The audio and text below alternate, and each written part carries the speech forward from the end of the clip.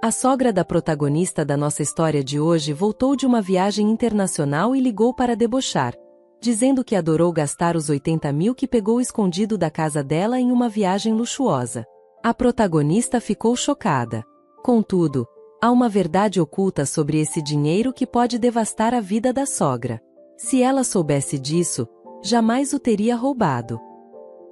Minha vida como Lidiane, uma designer de joias freelance ocupada de 35 anos, querendo filhos, mas sobrecarregada pelo trabalho, é compartilhada com meu marido igualmente ocupado, Gustavo, que originalmente tinha um emprego corporativo. Agora, ele me ajuda a administrar meu crescente negócio de design. No início do nosso casamento, meus trabalhos de design eram escassos e dependíamos muito da renda estável de Gustavo. Agora, com o florescimento do meu negócio, nossos papéis e responsabilidades evoluíram, assim como nossos desafios, incluindo lidar com mal-entendidos familiares inesperados sobre dinheiro. Quando me aproximei dos 33 anos, minha carreira como designer de joias começou a florescer, exigindo uma melhor organização da minha agenda cada vez mais agitada. Sentindo as demandas crescentes do meu negócio, meu marido, Gustavo, que estava bem colocado em sua empresa e no caminho certo para ser promovido, tomou uma decisão ousada, renunciou ao emprego para ser meu parceiro, aplicando suas habilidades de gestão em nossa empresa Joint Venture. Juntos, garantimos contratos com marcas internacionais de prestígio, aprimorando nossas vidas profissionais e pessoais. No entanto, gerenciar o sucesso trouxe um conjunto único de desafios, especialmente envolvendo a mãe de Gustavo, Edith, que morava sozinha na casa da família. Ela via nossas vidas através de uma lente de luxo e frequentemente nos abordava com pedidos financeiros. Vocês parecem estar vivendo tão bem financeiramente. Estou com inveja, ela comentava. Parte da minha função envolvia participar de lançamentos de produtos e jantares com executivos, algo que era rotina, mas Edith via essas obrigações como mero lazer. Seus pedidos se tornaram mais pessoais com o tempo.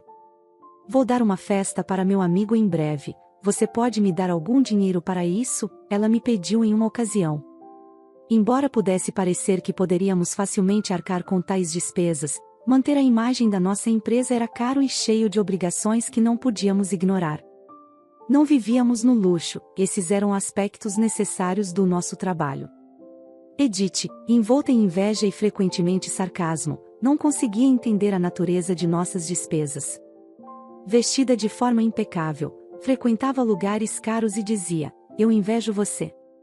Apesar das minhas repetidas recusas, Gustavo, sendo seu filho, ocasionalmente cedia às demandas, argumentando que um pouco de ajuda financeira era um pequeno preço pela paz. Dar a ela um pouco de dinheiro a mantém quieta, então vale a pena, ele argumentava. Achava mais simples acalmá-la do que ter nosso trabalho interrompido. Contudo, as exigências de Edith têm aumentado. Recentemente ela manifestou o desejo de um novo vestido para um próximo evento. Outro dia, ela veio importunar Gustavo, dizendo que queria um terno de 2 peças. Já nos pediu para comprar roupas anteriormente, eu comentei, sugerindo que poderia haver opções mais econômicas. Entretanto, o que Edith deseja certamente não é barato. Ela mencionou que se tratava de uma festa sofisticada e que não queria ser a única vestida com roupas antigas. Além disso, insistiu em uma bolsa combinando, o que nos deixou frustrados para atender aos seus frequentes pedidos. Gustavo já havia configurado um cartão de crédito em nome de Edith, instruindo-a a usá-lo para suas despesas. Inicialmente, ela gastou muito e foi advertida por Gustavo. Embora ele tivesse pedido a ela que nos informasse antes de fazer compras significativas, ela continuou com seus gastos extravagantes. Esse padrão de demandas financeiras deixou Gustavo e eu perdidos, tentando equilibrar o delicado ato de sustentar a família, mantendo a integridade e a sustentabilidade de nossos negócios. Descobri que ela adquiriu um anel requintado. Infelizmente, a conta era exorbitante. Talvez seja melhor devolver o anel. Ela ficou furiosa e não estava disposta de forma alguma a devolvê-lo, mas simplesmente não podíamos arcar com esses custos. Era Gustavo quem gerenciava e pagava as contas. Edith parecia não entender o propósito do cartão de crédito, tratando-o como se fosse um recurso ilimitado. Ela não percebia que cada compra feita eventualmente precisaria ser paga e, como o dinheiro não saía diretamente do seu próprio bolso, continuava a usá-lo livremente, sem reconhecer a necessidade de conter seus gastos. Gustavo decidiu estabelecer um limite de gastos em seu cartão, o que fez com que Edith invadisse nossa casa um dia, frustrada e reclamando. "O que diabos, eu não pude pagar minhas compras outro dia", ela expressou sua frustração. Explicamos que seus gastos excessivos estavam sobrecarregando nossas finanças, o que exigiu a redução de seu limite mensal. "Ainda é o suficiente, certo?", Gustavo perguntou tentando manter um pouco de paz. "Mas vocês dois ainda estão se arrumando para ir a lugares chiques." "Não estou fazendo nada de diferente", Edith protestou, vendo nossas atividades como puramente recreativas. "Isso faz parte do nosso trabalho, Edith. Se isso é um trabalho, então o que estou fazendo não é diferente. É injusto que apenas vocês dois possam ter toda a diversão", ela argumentou. "Embora seja verdade que nosso trabalho envolva participar de lançamentos de produtos e festas em locais luxuosos, essas são obrigações profissionais e não atividades de lazer." Apesar de seus equívocos, estabelecer um limite de gastos no cartão de crédito de Edith parecia ter acalmado um pouco a situação. Ocasionalmente, Edith visitava e transmitia suas queixas a Gustavo, mas a vida em geral prosseguiu sem grandes interrupções. À medida que o final do ano se aproximava, uma excelente oportunidade se apresentou. Um fabricante de marca estrangeira me abordou com uma proposta para expandir nossos negócios, realocando nossa base para o exterior. A perspectiva me emocionou tanto quanto poderia potencialmente elevar-me ao posto de designers de primeira linha.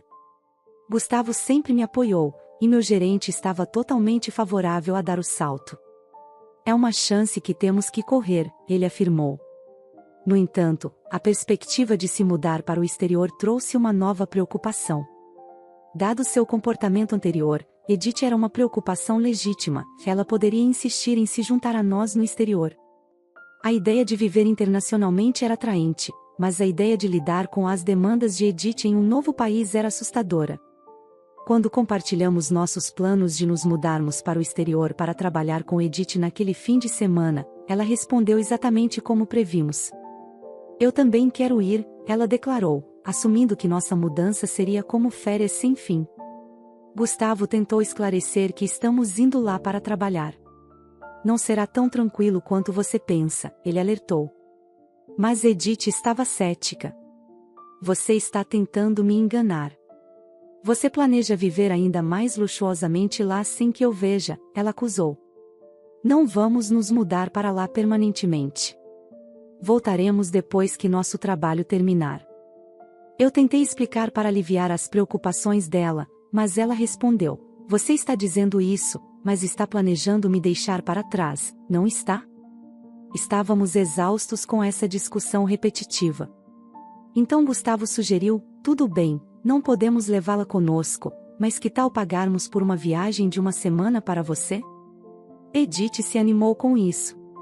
"Cobriremos as despesas do seu voo e hotel, mas você precisará cuidar do resto", Gustavo afirmou. No entanto, a paz durou pouco. Alguns dias depois, enquanto Gustavo estava preocupado com os arranjos para a mudança para o exterior, Edith apareceu do nada, seus olhos cheios de expectativa. "Ei, Lidiane, vou precisar fazer algumas comprinhas lá também. Você poderia me emprestar um pouco de dinheiro?", ela perguntou, esperançosa, estendendo a mão para o cartão que Gustavo lhe confiara. Eu sabia o que estava por trás desse pedido. Edith tinha sido recentemente repreendida por gastos excessivos, e agora ela enfrentava a incerteza das finanças em um país estrangeiro, com suas taxas de câmbio voláteis. O semblante de Edith se transformou em decepção quando percebeu que não conseguiria o que queria. "Gustavo finalmente me cortou, outro dia", ela admitiu, envergonhada. Era evidente que ele havia confiscado o cartão dela como uma forma de controlar seus impulsos de gastos. "Também não tenho tanto dinheiro disponível. Não posso simplesmente te emprestar sem a autorização do Gustavo." "Talvez você devesse perguntar a ele", sugeri, conhecendo a rigidez de Gustavo em relação às finanças. Mas Edith estava desesperada. "Não adianta perguntar a ele. É por isso que estou te pedindo", ela pressionou, sua voz carregada de frustração. No final, Edith fez sua viagem de 10 dias ao exterior, um feito que presumi ter sido financiado por Gustavo de alguma forma. Quando ela retornou, ela me ligou, sua voz transbordava de entusiasmo. Estou de volta. Foi incrível, ela exclamou, compartilhando com fervor histórias de suas aventuras turísticas e experiências gastronômicas. Senti-me feliz por ela ter aproveitado tanto, apesar dos desafios financeiros. Apesar de eu não ter perguntado, ela contou, acabei comprando lembranças demais e não consegui colocá-las na minha mala, então mandei despachá-las para cá. Não precisa esperar que elas cheguem, ela exclamou. Que bom, respondi, tentando manter meu tom neutro, apesar de me sentir um pouco sobrecarregada. Graças ao dinheiro que você economizou, eu me diverti muito, ela exclamou. Economizou dinheiro? Do que você está falando? Respondi intrigada e um pouco alarmada por não ter nenhuma lembrança de reservar dinheiro para esse propósito. Encontrei-o na gaveta do aparador da sua casa, ela disse, alegando que pegou 80 mil. Fiquei surpresa. Por que uma quantia tão grande de dinheiro seria guardada em casa, especialmente em uma gaveta onde qualquer um poderia achar?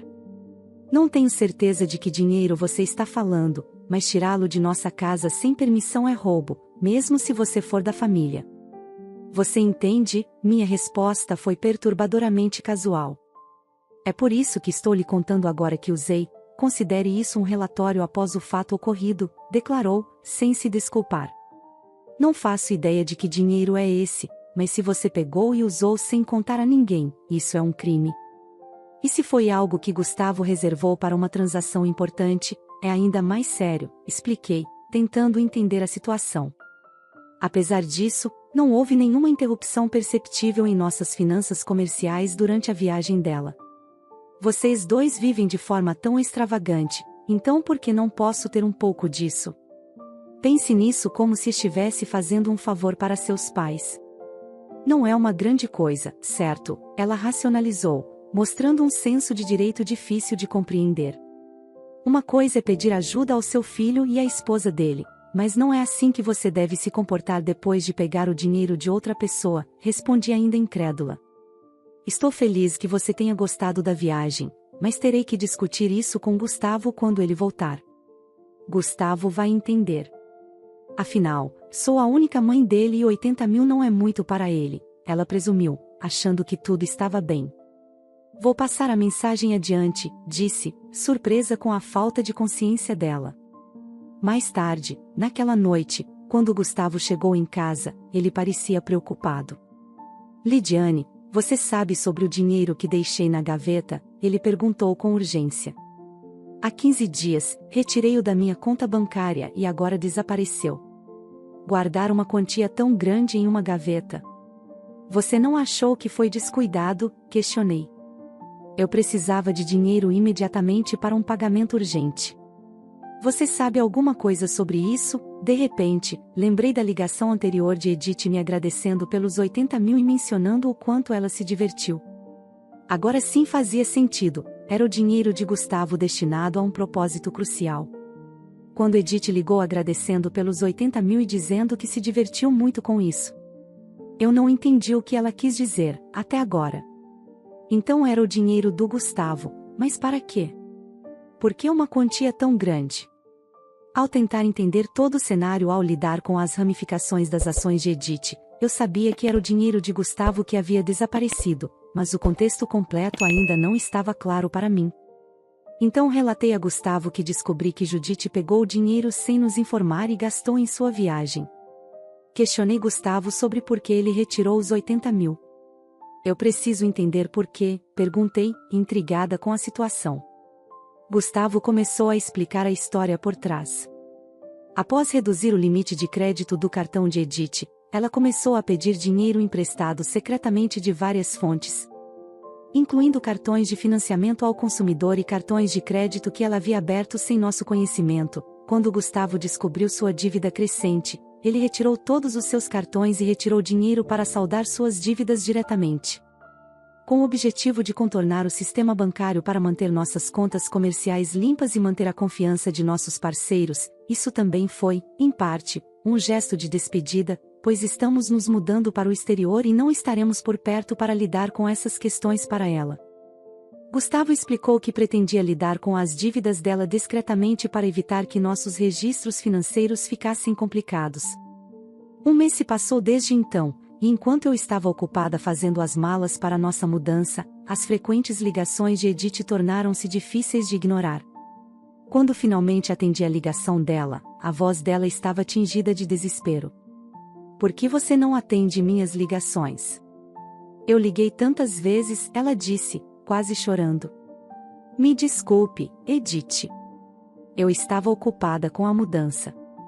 "O que está acontecendo?", perguntei, tentando permanecer calma e dando a ela uma chance de explicar o lado dela. "Não é apenas uma coisa, é tudo. Eles estão pedindo pagamentos quase todos os dias."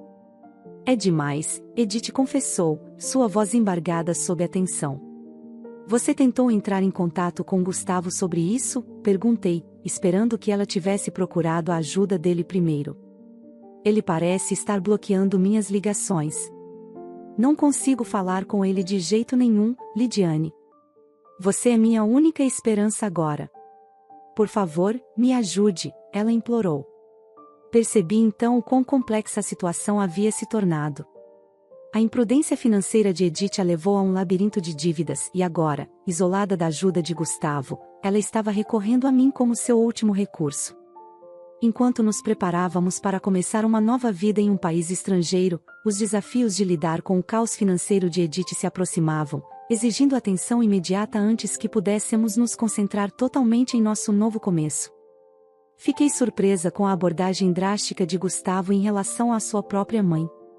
Se ele tivesse usado os fundos preparados para liquidar diretamente as dívidas de Edith, esta situação angustiante poderia ter sido evitada. Edith agora estava sobrecarregada com cartas de cobrança e ligações implacáveis de empresas financeiras e credores. Era uma cena que lembrava algo de um filme dramático, algo que eu nunca esperava testemunhar na vida real. Falarei com Gustavo, mas não posso garantir o que ele fará. Um filho deve ajudar sua mãe em apuros, certo? Por favor, pergunte a ele por mim, Edith implorou no final de nossa conversa. No entanto, com nossa iminente expansão de negócios, nossos recursos financeiros já estavam esgotados, e não podíamos nos dar ao luxo de ajudar ainda mais Edith, especialmente considerando que ela havia usado indevidamente o dinheiro destinado a saldar suas dívidas. Quando retransmiti os detalhes da ligação para Gustavo, ele respondeu com uma mistura de cansaço e resignação. Eu tinha planejado resolver as coisas antes de partirmos, mas ela desperdiçou essa chance, ele disse friamente.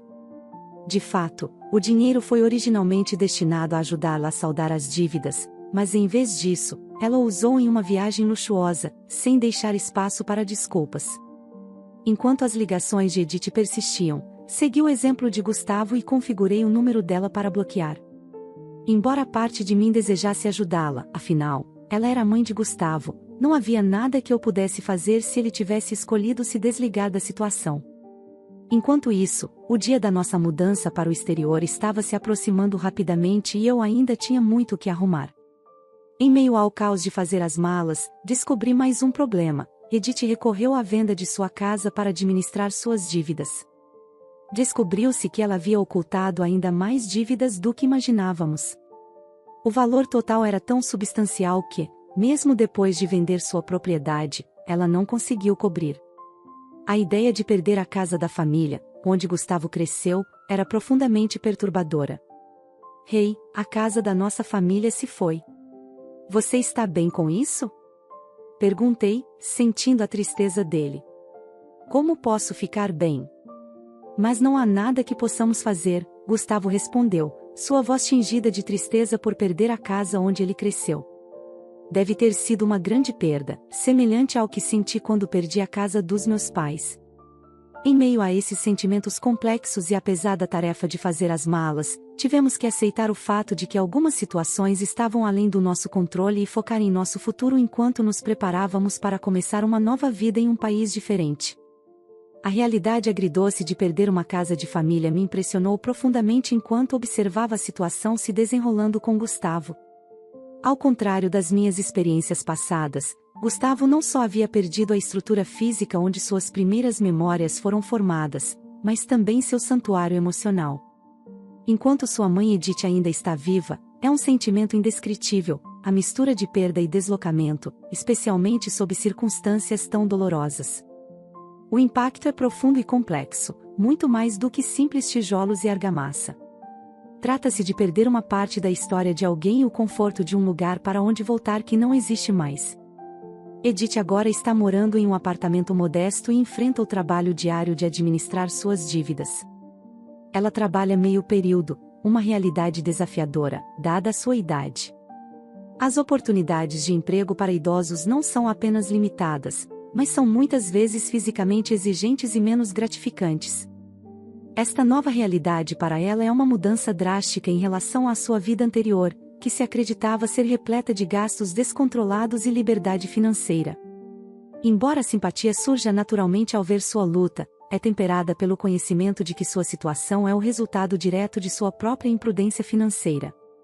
A vida nos ensina que as ações têm consequências, e o caso de Edith reafirma a dura verdade de que a responsabilidade financeira é crucial em qualquer idade. Em nosso novo ambiente, o negócio está prosperando além de nossas expectativas iniciais. A mudança para o exterior catapultou nossa marca para o destaque internacional, trazendo uma enxurrada de consultas e ofertas de vários cantos do mundo. Cada novo e-mail e chamada traz potencial de expansão e colaboração, o que é incrivelmente emocionante, mas também exige um esforço imenso. O sucesso é estimulante. No entanto, ele engloba toda a nossa vida, deixando pouco espaço para qualquer outra coisa. Os dias se misturam às noites enquanto navegamos pelos fusos horários e pelas nuances culturais, nos esforçando para aproveitar ao máximo esta oportunidade de ouro. Apesar das conquistas profissionais, nossas vidas pessoais suportam o peso de nossas agendas implacáveis. O sonho de expandir nossa família parece mais uma visão distante, algo que esperamos retomar quando as ondas de demanda imediata diminuírem. Gustavo, que faz malabarismos com múltiplas funções, desde logística até gerenciamento de clientes, sente essa tensão intensamente. Como parceiros na vida e nos negócios, nos encontramos ponderando sobre o futuro e nossas prioridades, questionando como podemos alinhar nossos objetivos profissionais com nossos desejos pessoais.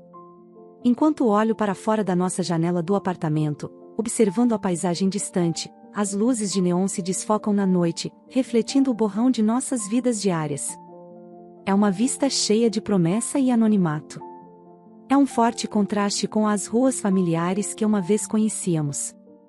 Esta cidade vibrante e implacável agora é nossa casa, mas contrasta fortemente com a vida tranquila e estável que deixamos para trás. A complexidade de nossa nova vida é emocionante, mas também assustadora, cheia de tarefas e decisões intermináveis que desafiam a cada passo nesta nova jornada. Muitas vezes me pego refletindo sobre a situação de Edith e as implicações mais amplas de nossas decisões familiares e financeiras. É uma curva de aprendizado contínua. Compreender o quão profundamente interligadas nossas escolhas estão com a estrutura de nossas vidas. Cada decisão, cada sacrifício e cada sucesso moldam não apenas nossas circunstâncias imediatas, mas também o legado que deixamos para trás. À medida que construímos esta nova fase de nossa vida, permanecemos atentos ao delicado equilíbrio entre alcançar o sucesso e manter os relacionamentos que definem quem somos além do nosso negócio. A simpatia surge naturalmente ao ver sua luta, mas é temperada pelo conhecimento de que sua situação é o resultado direto de sua própria imprudência financeira. O caso reafirma a dura verdade de que a responsabilidade financeira é crucial em qualquer época. O que você achou do fato de o casal não ter levado a sogra Edith quando se mudaram? Queremos saber sua opinião sobre isso.